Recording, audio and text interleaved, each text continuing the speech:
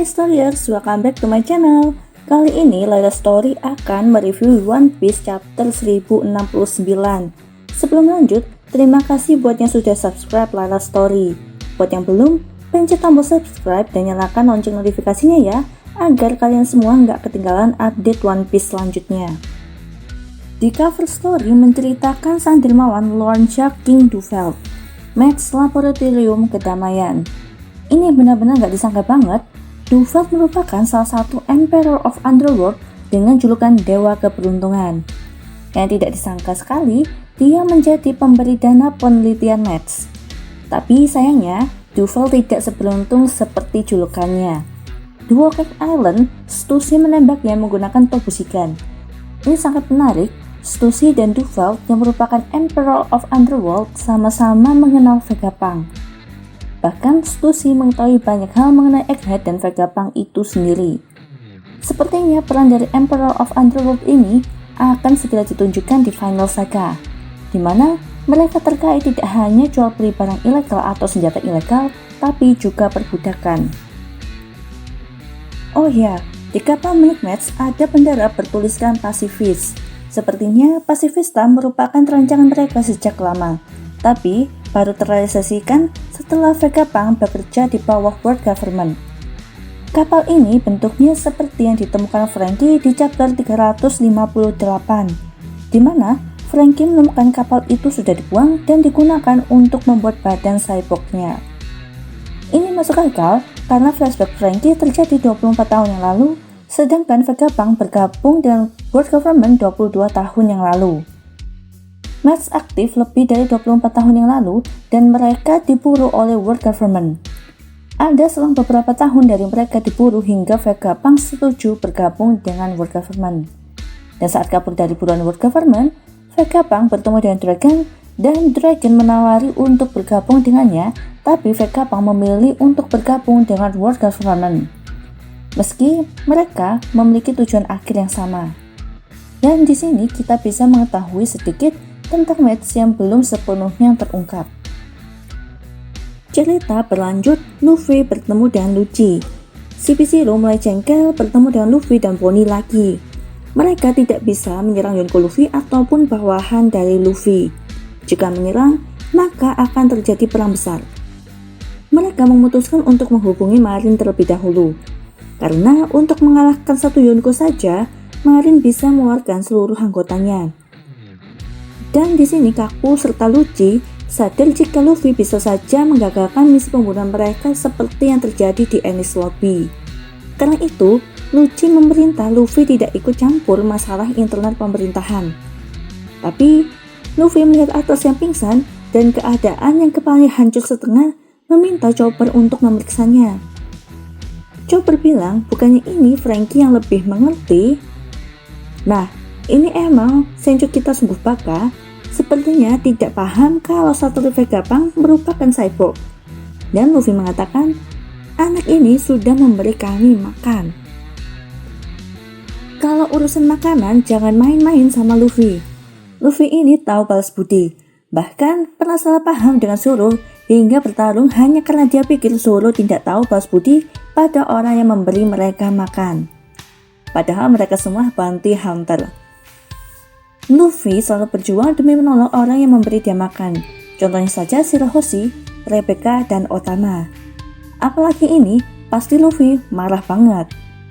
Marine Headquarter, Akainu mulai cemas jika Vegapunk membuat persetujuan dengan Straw Hat Pirates. Mereka takut akan terjadi pukulan besar atas militer mereka. Dan Kizaru ternyata sudah ke Egghead sesuai dengan rencana yang sudah dibuat. Yang nantinya story akan bahas di akhir mengenai Kizaru ini ya. Jadi simak sampai habis ya Storyers. Akainu meminta agar Lucci tidak menyerang Mugiwara. Tapi itu semua terlambat. Lucci langsung menyerang Luffy duluan. Chopper mengingatkan jangan mulai dulu dan Jinbe mengatakan nanti mereka akan mengatakan ini sebuah insiden besar. Para peneliti di sana juga kabur untuk menyelamatkan diri. Bonnie digendong oleh Chopper dan Jinbe menggendong Atlas.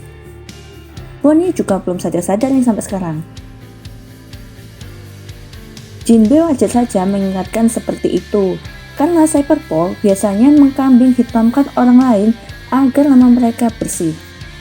Seperti kejadian di Water 7, jika mereka berhasil membunuh Iceberg, mereka sudah siap menyalahkan Straw Hat Pirates untuk insiden itu. Dan ini yang paling bikin kaget, Lucci juga sudah awaken. Dan dia bilang tidak hanya Mugiwara saja yang bisa menjadi lebih kuat. Ini gila parah. Gak ada yang menyangka Lucci juga bisa awakening. Dan dia terlihat lebih beringas. Kaku berusaha menahan Lucci agar tidak menyerang Luffy, tapi juga gagal. Penampilan Lucci ini seperti Luffy, juga ada asap yang mengelilingi badannya tapi berwarna hitam. Alastori sempat berpikir apakah hitam melambangkan kejahatan dan putih melambangkan kebaikan, tapi sepertinya itu bukan hal yang penting sih. Cuma kali ini model awakeningnya sama seperti Mythical Zone, dimana awakening zone lainnya yaitu terjadi pada Jailer Impel Down, dimana mereka tidak ada asap yang mengelilingi tubuhnya. Apakah ini berarti jika asap yang ada di Awakening Zone, berarti dia sudah berhasil mengendalikan diri agar tidak dikuasai oleh sifat asli dari Zoan itu? Semoga Oda menjelaskan tentang ini nantinya. Vegapunk datang ke Labu Pes langsung menanyakan pada Saka, apa benar yang di layar itu adalah pejuang putih? Ada julukan baru nih untuk Sun God Nika, yaitu White Warrior. Dimana ini nama yang sangat pas, karena perubahan wujud Nika semuanya menjadi putih kecuali kain yang ada di celananya dan topi jeraminya. Vegapunk menjelaskan jika Gomu Gomu no Mi tidak ada di ensiklopedia kuno tentang buah iblis. Yang ini sudah pasti karena world government benar-benar menghapusnya agar tidak ada orang yang tahu tentang Nika ini. Nah, tapi itu di ensiklopedia kuno. Yang kita tahu, world government mengejar Gomu-Gomu berabad-abad, tapi Gomu-Gomu itu selalu kabur. Dan mungkin mereka juga yang menambahkan ke ensiklopedia terbaru dengan nama Gomu-Gomu. Dan Blackbeard yang sudah membaca buku itu, dan dia juga menyukai sejarah, kemungkinan besar dia memang tahu apa Gomu-Gomu itu sebenarnya. Oleh karena itu, dia menargetkan Luffy sejak dari Jaya. Apalagi dia terkenal sebagai kolektor Devil Fruit. Tapi sayangnya selalu gagal. Vegapunk sangat mengagumi perubahan wujud Luffy, hingga dia berkata itu sangat indah. Dia seperti dewa yang dituliskan di teks kuno. Sanji berkata, apa kau pikun? Itu hanyalah Luffy. Terjemahan lain mengatakan, tidak mungkin Luffy menjadi dewa karena dia itu idiot. Sanji ya tetaplah Sanji, yang modal bicara yang memang kasar. Tapi memang kenyataannya Luffy itu bodoh. Vegapunk menjelaskan dia berbicara mengenai dewa kuno Warrior of Liberation yang membawa senyuman untuk setiap orang, yaitu Sun God Nika. Nami mengatakan dia tidak pernah mendengar nama itu. Tentunya karena world government memang menghapus nama itu agar Nika tidak bangkit lagi. Vegapunk menjelaskan selama keinginan orang-orang bertahan, maka itu tidak akan pernah hilang. Kita menerima apa yang kita inginkan seperti Devil Fruits itu juga. Menurut Vegapunk, Devil Fruits lahir karena keinginan manusia, seperti ingin bisa begini atau begitu. Dan mereka semua dapat terwujud, tapi hal tersebut sangat tidak natural. Oleh karena itu, siapapun yang memakannya akan ditolak oleh lautan. Karena ibu dari alam yaitu lautan itu sendiri marah dengan hal tersebut. Yang artinya, nikah ini sangat diinginkan oleh para budak. Budak dari zaman dahulu selalu berdoa padanya, berharap jika suatu hari dia datang menyelamatkan mereka dari penderitaan. Mungkin budak zaman dahulu membayangkan nikah itu sering tertawa untuk membawa kebahagiaan kepada orang lain. Dan akhirnya, sifat nikah ini suka bercanda dan tertawa. Oh ya, Vegapunk menjelaskan mengenai Devil Fruit ini sambil mereka semua melihat pertarungan Luffy versus Lucci. Saka melihat tingkat kecepatan mereka yang bisa dibilang sangat cepat, dan Saka mengatakan sebagian besar Awakening Zone mempengaruhi pikiran penggunanya, tapi ini tidak terjadi pada mereka. Memang Awakening Zone itu yang paling berbahaya. bisa mengubah pendiri yang sebenarnya menjadi seperti bawaan Zoan jika mereka tidak bisa mengendalikannya. Sama seperti Jailer Impel Down yang tidak bisa mengendalikannya. Hanya saja, Luffy juga terkena efek dari Nika yang selalu bercanda dan tertawa, sedangkan Lucci terkena efek dari Leopard, dia menjadi lebih haus darah dan hasrat membunuhnya lebih besar. Ketika Lucci mencoba menyerang Luffy menggunakan Shigan, Luffy bisa menghindarinya bahkan sampai ketiduran. Gila banget gak ini Kenbun dan kecepatan Luffy? Padahal efek Awakening Lucci juga menambah kecepatannya, tapi kecepatannya masih kalah dengan Luffy. Di sini Luffy dan Lucci adu tinju sama seperti kejadian di Enies Lobby, dan mereka berdua sama-sama terpental. Nah, di sini kebanyakan para readers kecewa kenapa Luffy langsung menggunakan Gear 5. Seharusnya Snackman cukup ataupun menggunakan gear lainnya. Bahkan ada yang mengatakan percuma Luffy jadi Yonko nggak bisa one hit Lucci. Yang menurut story, memang Luffy belum menggunakan haki tingkat advance di sini dan mencoba membiasakan diri menggunakan gear 5-nya.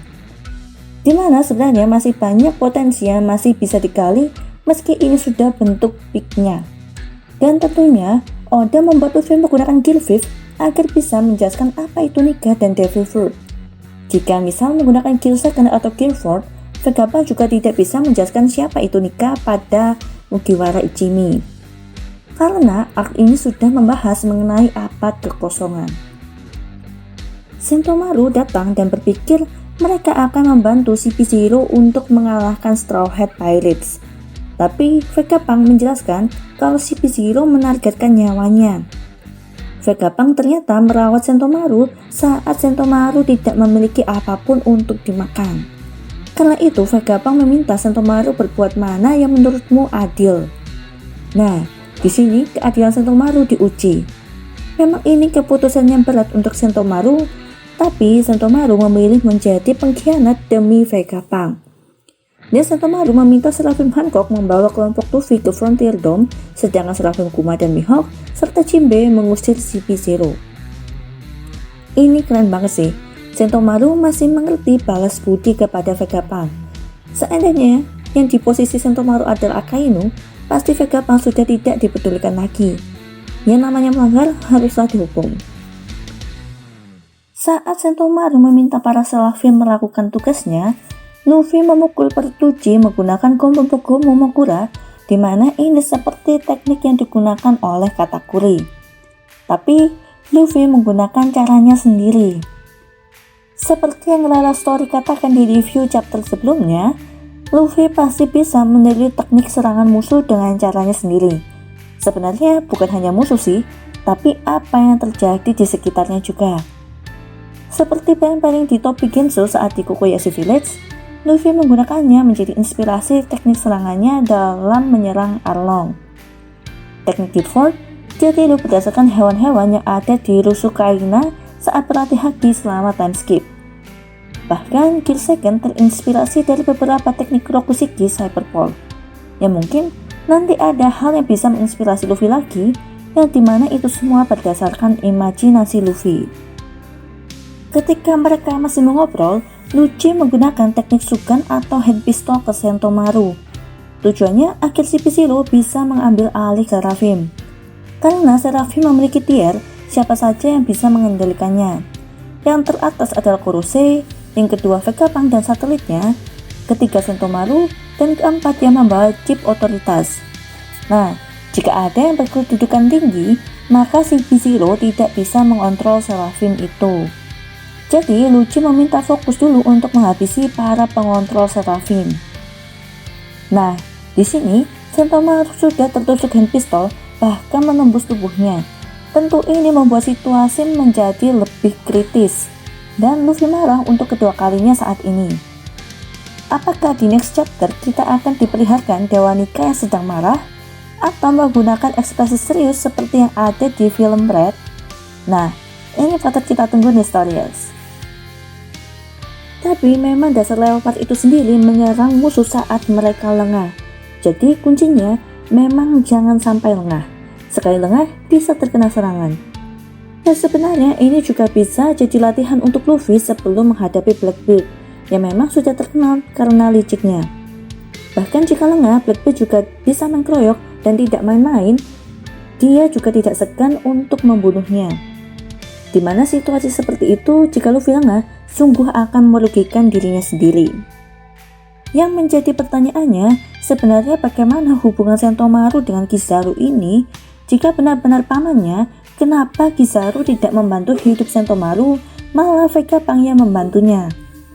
Nah, Sentomaru ini memanggil Kizaru sebagai Okichi yang artinya bos dari aturan Yakuza.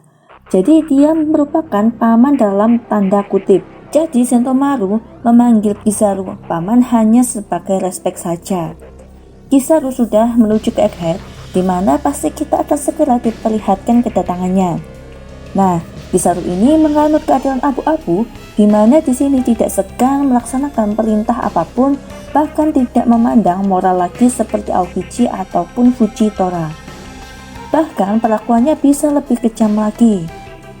Ini yang perlu diingat ya Storyers, Sentomaru bukanlah keponakan kandung dari Kizaru, dan ketika Kizaru mengetahui Sentomaru berkhianat dan Sentomaru sudah tergeletak karena CP0, Kizaru juga tidak akan segan untuk menyerangnya lagi. Dan ini juga akan mengantar konflik besar Kizaru dengan Straw Hat Pirates di sini.